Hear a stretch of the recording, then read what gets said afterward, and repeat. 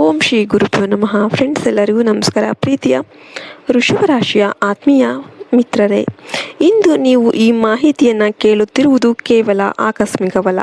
ನಿಮ್ಮ ಜೀವನದಲ್ಲಿ ಸುದೀರ್ಘ ಕಾಲದ ಹೋರಾಟ ಮುಗಿದು ಸಮೃದ್ಧಿಯ ಯುಗ ಅನ್ನೋದು ಆರಂಭ ಆಗ್ತಾ ಇದೆ ಎಂಬುದಕ್ಕೆ ಇದು ಮೊದಲ ಸೂಚನೆ. ಬ್ರಹ್ಮಾಂಡ ನಿಮಗೆ ಒಂದು ರಹಸ್ಯ ಸಂದೇಶವನ್ನು ಕಳಿಸ್ತಾ ಇದೆ. ಮುಂದಿನ 24 ಗಂಟೆಗಳು ನಿಮ್ಮ ಜೀವನದ ದಿಕ್ಕನ್ನು ಬದಲಾಯಿಸಲಿವೆ. ಭೂಮಿ ತತ್ವದ ರಾಶಿಯಾದ ನೀವು ಸಹಜವಾಗಿ ತಾಳ್ಮೆಗೆ ಹೆಸರಾದವರು. ನಿಮ್ಮ ತಾಳ್ಮೆಗೆ ಈಗ ದೈವಿಕ ಫಲ ಸಿಗುವ ಸಮಯ ಬಂದಿದೆ. ಈ ವಿಡಿಯೋನ ಕೊನೆಯವರೆಗೂ ಕೂಡ ಕೇಳಿ, ಯಾಕೆಂದರೆ ಇದರಲ್ಲಿ ಅಡಗಿರುವ ಸತ್ಯಗಳೇನಿದೆ ನಿಮ್ಮ ಭವಿಷ್ಯವನ್ನು ಉಜ್ವಲಗೊಳಿಸುತ್ತೆ. ವೃಷಭ ರಾಶಿಯವರೇ, ನೀವು ಹೊರನೋಟಕ್ಕೆ ಎಷ್ಟು ಶಾಂತವಾಗಿ ಕಾಣ್ತೀರೋ ಅಷ್ಟೇ ಬಿರುಗಾಳಿ ನಿಮ್ಮ ಮನಸ್ಸಿನೊಳಗೆ ಬೀಸ್ತಾ ಇದೆ.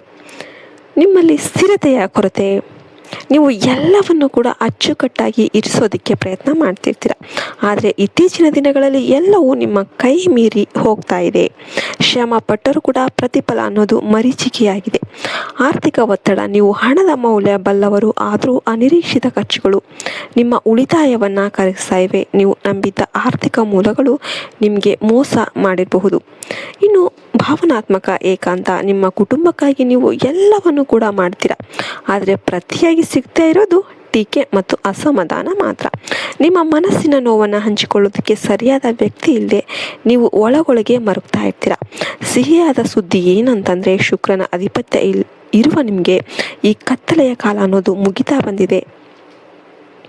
ಇನ್ನು ಈ ಜ್ಯೋತಿಷ್ಯದ ಪವಾಡ ಶುಕ್ರನ ಅನುಗ್ರಹದಿಂದ ನೀವು ವೃಷಭ ರಾಶಿಯ ಅಧಿಪತಿ ಶುಕ್ರ, ಮತ್ತು ಶುಕ್ರ ಅಂದ್ರೆ ಐಶ್ವರ್ಯ, ಭೋಗ ಮತ್ತು ಸುಖದ ಸಂಕೇತ.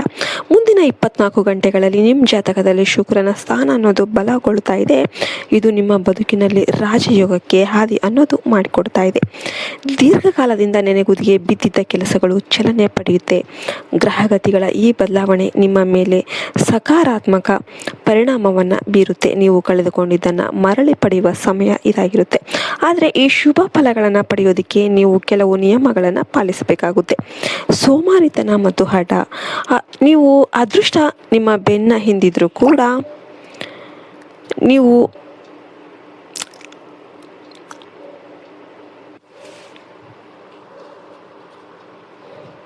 ನಿಮ್ಮ ಕೆಲವು ಸ್ವಭಾವ ಏನಿದೆ ಅದನ್ನು ನೀವು ದೂರ ಮಾಡಬೇಕಾಗುತ್ತೆ. ಇನ್ನು ನಿಮ್ಮದು ಹಠಮಾರಿ ಸ್ವಭಾವ. ನೀವು ಒಮ್ಮೆ ಏನಾದರೂ ನಿರ್ಧಾರ ಮಾಡಿದರೆ ಅದನ್ನು ಬದಲಾಯಿಸೋದು ಕಷ್ಟ. ಆದರೆ ಈ ಸಮಯದಲ್ಲಿ ಬದಲಾವಣೆಗೆ ಮುಕ್ತರಾಗಿರಿ. ಮೊಂಡುತನ ನಿಮ್ಮ ಪ್ರಗತಿಯನ್ನು ತಡಿಬಹುದು. ಇನ್ನು ಸೋಮಾರಿತನ. ಶುಕ್ರನ ಪ್ರಭಾವದಿಂದ ನೀವು ಆರಾಮ ಪ್ರಿಯ ಆಗಿರಬಹುದು, ಆದರೆ ನೆನ್ಪಿಟ್ಕೊಂಬಿಡಿ, ಈ 24 ಗಂಟೆಗಳು ಕರ್ಮಕ್ಕೆ ಮೀಸಲಾಗಿರಲಿ.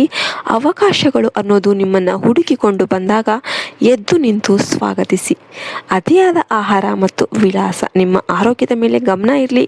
ಅತಿಯಾದ ಖರ್ಚು ಮತ್ತು ಆಹಾರ ಸೇವನೆಯಿಂದ ಮಾನಸಿಕ ಜಡತ್ವ ಅನ್ನೋದು ಬರಬಹುದು. ಇನ್ನು ಆಧ್ಯಾತ್ಮಿಕ ದಾರಿ. ಮಹಾಲಕ್ಷ್ಮಿಯ ಕೃಪೆ. ವೃಷಭ ರಾಶಿಯವರಿಗೆ ಅದೃಷ್ಟ ತರುವ ದೇವತೆ ಮಹಾಲಕ್ಷ್ಮಿ ಆಕೆಯ ಅನುಗ್ರಹ ಇಲ್ಲದೆ ನಿಮ್ಮ ಆರ್ಥಿಕ ಸಮಸ್ಯೆಗಳು ನೀಗೋದಿಲ್ಲ. ಈ 24 ಗಂಟೆಗಳಲ್ಲಿ ಮಾಡಬೇಕಾದ ಪರಿಹಾರಗಳೇನು? ಬಿಳಿ ಬಣ್ಣದ ಮಹತ್ವ. ಬಿಳಿ ಬಣ್ಣದ ಬಟ್ಟೆಯನ್ನು ಧರಿಸಿ ಅಥವಾ ಒಂದು ಬಿಳಿ ಹೂವನ್ನು ನಿಮ್ಮ ಬಳಿ ಇಟ್ಕೊಳ್ಳಿ. ಇದು ಶುಕ್ರನ ಶಕ್ತಿಯನ್ನು ನಿಮ್ಮತ್ತ ಆಕರ್ಷಣೆ ಮಾಡುತ್ತೆ. ಲಕ್ಷ್ಮೀ ಪೂಜೆ. ಮನೆಯಲ್ಲಿ ದೀಪ ಹಚ್ಚಿ ಮಹಾಲಕ್ಷ್ಮಿಗೆ ಸಿಹಿಯನ್ನು ನೈವೇದ್ಯ ಮಾಡಿ. ಕನಿಷ್ಠ 11 ಬಾರಿ ಓಂ ಶ್ರೀ ಮಹಾಲಕ್ಷ್ಮೀ ನಮಃ ಅಂತ ಈ ಮಂತ್ರವನ್ನು ಪಠಿಸಿ. ಪರಿಸರ ಪೂಜೆ. ಪರಿಸರ ಪ್ರೇಮ.